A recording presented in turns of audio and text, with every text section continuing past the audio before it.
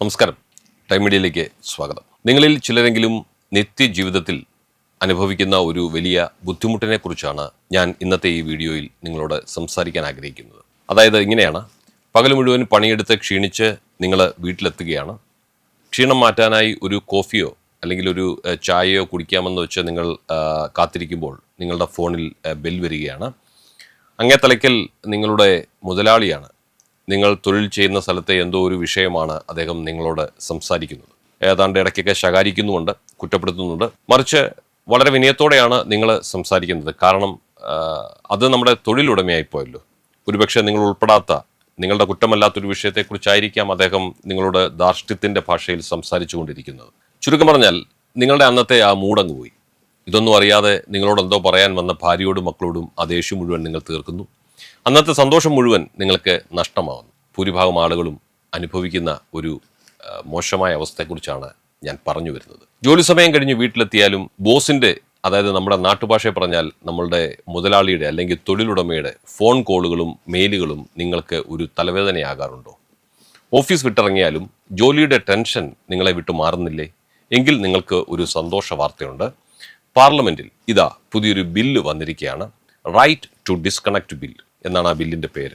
വെള്ളിയാഴ്ച ലോക്സഭയിൽ NCPയുടെ MP ആയ സുപ്രിയ സുലെയാണ് റൈറ്റ് ടു ഡിസ്കണക്ട് ബിൽ 2025 എന്ന സ്വകാര്യ ബില്ല് അവതരിപ്പിച്ചിരിക്കുന്നത്. ഈ ബില്ലിനെ കുറിച്ച് പഠിച്ചപ്പോൾ ആത്മാർത്ഥമായിട്ട് പറഞ്ഞാൽ എനിക്ക് വളരെ സന്തോഷം തോന്നി. ഇത്തരം ബില്ലുകളും നിയമങ്ങളും പണ്ടേ പ്രാബല്യത്തിൽ വന്നിരുന്നെങ്കിൽ ഒട്ടേറെ പേരെ ആത്മഹത്യയിൽ നിന്ന് രക്ഷിക്കാൻ നമുക്ക് കഴിയുമായിരുന്നു എന്ന് തന്നെയാണ് ഞാൻ ഉറച്ച് വിശ്വസിക്കുന്നത്. കാരണം പലർക്കും തൊഴിലിടങ്ങൾ എന്ന് പറയുന്നത് അടിമപ്പണി ചെയ്യുന്ന ഇടങ്ങളാണ്. ഒരു ജോലിയുടെ വേതനം എന്ന് പറയുന്നത് ഒരിക്കലും മുതലാളി തരുന്ന ഔദാര്യമല്ല, ആ ജോലി ചെയ്തവൻ്റെ അവകാശമാണ്. അതെപ്പോഴും ഓർമ്മയിലുണ്ടായിരിക്കണം. പക്ഷെ പലപ്പോഴും തൊഴിലുടമകൾ തൊഴിലാളികളോട് വളരെ മോശമായ, അതായത് അടിമകളോട് എന്ന മട്ടിൽ ഇടപെടുന്നത് ഇന്നും നമ്മുടെ നാട്ടിൽ കാണാൻ കഴിയുന്നുണ്ട്. അവനെൻ്റെ ശമ്പളക്കാരനല്ലേ, അവനോട് എനിക്ക് എങ്ങനെ വേണേലും പെരുമാറാം എന്നാണ് പല തൊഴിലുടമകളുടെയും ഉള്ളിലിരിപ്പ്. പക്ഷെ അതിനിടയ്ക്ക് ഒരു കാര്യം കൂടി പറയാം. തൊഴിലാളികളോട് വളരെ മാന്യമായി സ്വന്തം കുടുംബാംഗങ്ങളെ എന്ന പോലെ കരുതി ഇടപെടുന്ന ചുരുക്കം തൊഴിലുടമകളും നമ്മുടെ നാട്ടിലുണ്ട് എന്നത് ഞാൻ മറക്കുന്നില്ല കേട്ടോ. എങ്കിലും കൂടുതലിടങ്ങളിലും കണ്ടുവരുന്നത് തൊഴിലാളി ഒരു അടിമയാണ് എന്ന മട്ടിലാണ്. പോട്ടെ, നമുക്കിനി ആ ബില്ലിനെ കുറിച്ച് ഒന്ന് ചിന്തിക്കാം. എന്താണ് ഈ ബില്ലിന്റെ ഗുണം എന്നല്ലേ നിങ്ങളുടെ ചോദ്യം? വളരെ ലളിതം.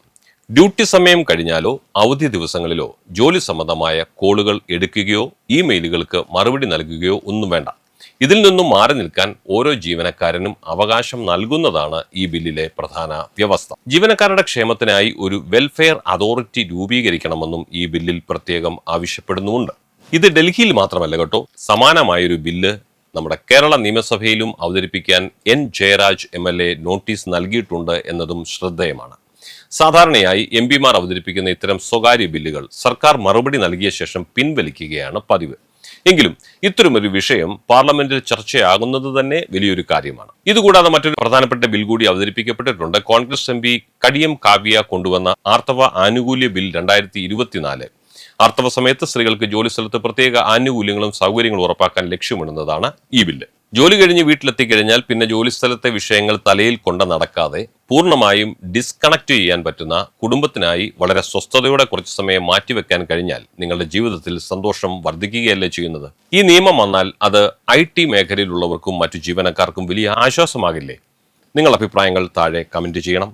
കൂടുതൽ വാർത്തകൾക്കും വിശേഷങ്ങൾക്കുമായി ഈ ചാനൽ സബ്സ്ക്രൈബ് ചെയ്യാൻ മറക്കരുത്. മറ്റൊരു ഇൻഫർമേറ്റീവായ വീഡിയോയുമായി വീണ്ടും കാണുന്നതുവരെ എല്ലാവർക്കും നന്ദി, നമസ്കാരം.